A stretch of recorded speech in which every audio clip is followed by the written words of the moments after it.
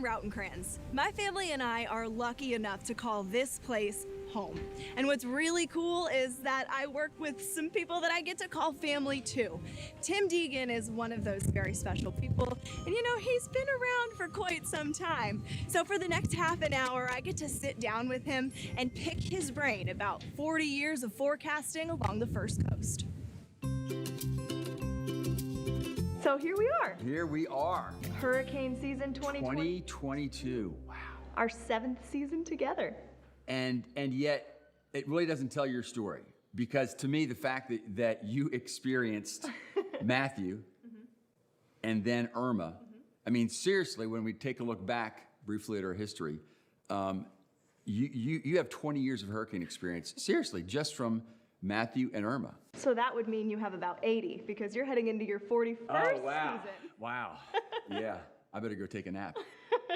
But I mean, you've been here through a whole lot, you know, just with your experience, but obviously the First Coast has been through a whole lot more before that as well. There is, and I think some people are kind of surprised about that come elsewhere, and they hear that we're not hit by hurricanes. And of course, we are. We are in a much better place than other areas of Florida, but we certainly deal with them. And of course, Dora is the marker, 1964. What I've learned is, because of course we call the First Coast Brunswick all the way down to Flagler, that I'd like to go back about 130 years. So the 1880s, 1890s, Brunswick, 2 major hurricanes, 2 Cat 3s. One hits Brunswick and goes to Savannah. One's hit Brunswick and goes to Patterson.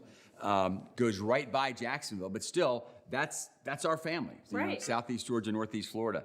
And then we get to the 20s, and one of the classic, I think, type of hurricanes where South Florida gets hit worse. 1926 hits Jupiter's a Category 2, hits us, but barely as a 1. And then all kind of hurricanes over South Florida and the Panhandle. But then we go all the way to the 40s.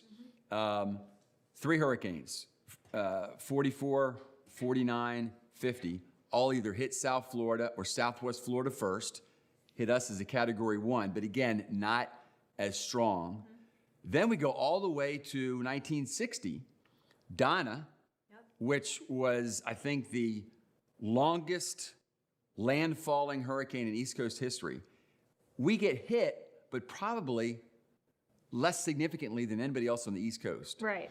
And then although 64, which we're going to focus on Dora, because it's our only direct hit, but just before Dora, we had Cleo, hit South Florida in a big way, and then comes Dora, and then of course, Dora's our big one. If you were to be in an elevator with someone, what would be like your elevator speech of Jacksonville's hurricane history? We are impacted by hurricanes as much as any other person in Florida or southeastern Georgia. The good news for us is very seldom do we get the eye. So we have to watch it, but very often we're caring more about others. What I say is it literally is geography. You know, we're at 30 degrees north, so at 30 degrees north, most hurricanes by that point, if they're at 30 degrees, they're headed from south to north, which means for us at the very least, it's paralleling the coastline. And because on the East Coast, we're as far to the west as Pittsburgh, it's more likely that once the hurricane makes the turn, it's going to pass just off to our east. But then what happens when they swing back west like Dora did? I was going to say, the exception being Dora, who just kind of took that straight line and just kept on going, barreled right into Jacksonville.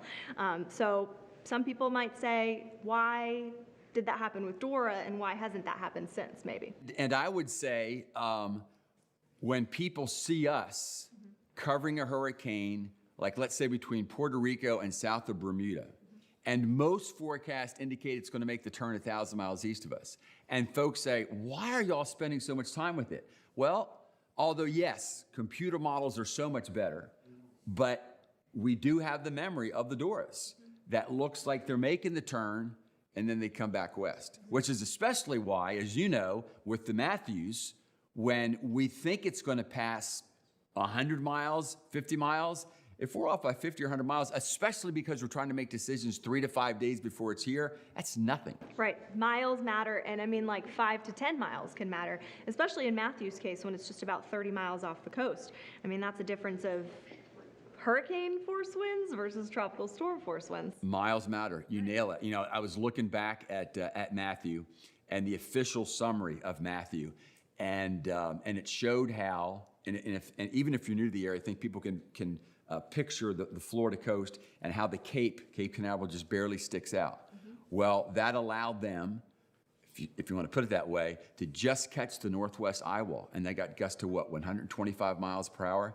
Whereas especially up here in northeast Florida, we sort of sit in, and so even if a hurricane is moving due north, in many ways, now we're farther west of it than folks like the Cape. There have been a lot of inland impacts as well with our area in particular. Well, you know, I think we can learn from every single hurricane or even tropical storm. You know, I think back to Elena, 1985. For those who weren't around then, it was primarily a Gulf Coast hurricane. Now, for people in Tampa and the Panhandle, they remember it because it was around Labor Day. It was wobbling. There were no steering currents. The Panhandle was initially evacuated. Then it looked like it was going to Tampa. They were evacuated. Then it finally did go back to the Panhandle. Meanwhile, the whole time it's in the Gulf, we're being pounded with rain in Jacksonville, and actually out to Live Oak and Lake City, they had some flooding. So to me, that was a great lesson of the big concern was Gulf Coast, and yet we had flooding way inland around the Suwannee County area. We'll take Irma, for example. It made landfall in southwest Florida, and we saw some of the biggest. I mean, the headlines were in Jacksonville with record flooding and historic flooding, and you saw those, you know, really captivating headlines.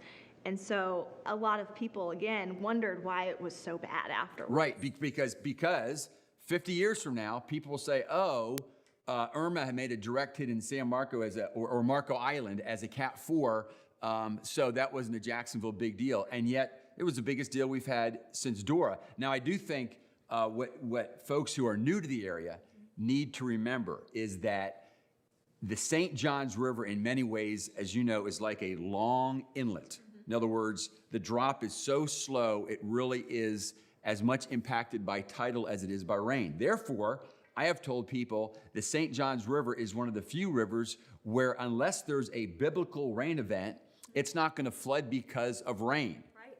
But because it can fill up like an inlet, if you have the combination of the two, Katie barred the door, and that's what happened. We had, I was looking at a summary just recently, and so the official numbers for history are that northeast Florida had basically a 2 to 4 foot storm surge. However, the whole watershed of the St. Johns had 10 to 20 inches. Yep. And thus that literally added another 2 feet, and that got us to a 5 to 6 foot surge. And thus, again, for those who weren't here, Irma was a much bigger deal on the St. Johns River than the beaches, whereas Matthew was a big deal, of course, on the beaches. What would happen if we did get a big one again? I think for anybody who was here in Matthew and Irma, as bad as it was, and to be clear, Matthew was really bad, especially for folks in St. John's and Flagler and along the Intercoastal. And Irma was really bad, especially for folks along the St. John's. Neither one of those were even close to direct hits. In fact, Lauren, I would say that yes, Dora was a direct hit, but it was not our worst case scenario. There were very few people that lived between St. Augustine and Jacksonville Beach. And yet the front right quadrant, which for 99.9% of hurricanes, that's the worst, the eye of Dora hit 6 miles north of St. Augustine. So although it may not happen for another 500 years, or it could happen this year, we don't know, I would say the worst case scenario is let's not even take it to the movies. Let's not even say Cat 5. Let's say it's a Cat 3/4, and it makes landfall on Ponte Vedra Beach, and it moves at 5 miles per hour and goes over Mandarin in northern St. Johns County, and we'd probably have a 12 to 14 foot storm surge, not a 6 like Irma. We'd probably have 10 to 20 inches of rain. Everybody from northern St. Johns County through Duval, northern Clay County, that's now probably 1.3 million people would experience winds of over one. I mean, I'm getting chills even talking about it. Gusts of over 100 miles per hour. So let's hope it doesn't happen. Let's prepare for it. But at the very least, whether you were back here in '64 with Dora or you were here with Matthew and Irma, we haven't had anything near the worst case scenario. Determine your risk at the beginning of every hurricane season, or perhaps you're just new to hurricanes. Think about what your home is susceptible to. Remembering, wind and rain can be felt hundreds of miles inland. These hurricanes aren't just river or coastal situations. They can impact all of us. But for the easiest way to determine your risk, just download the First Coast News app, go to the Hurricane Central page. We've got everything you need to know right there. Coming up, can you even think of a hurricane season where you were like, oh, this year's not going to be that bad? when Hurricane Ready 2022 40 Years of Forecasting returns.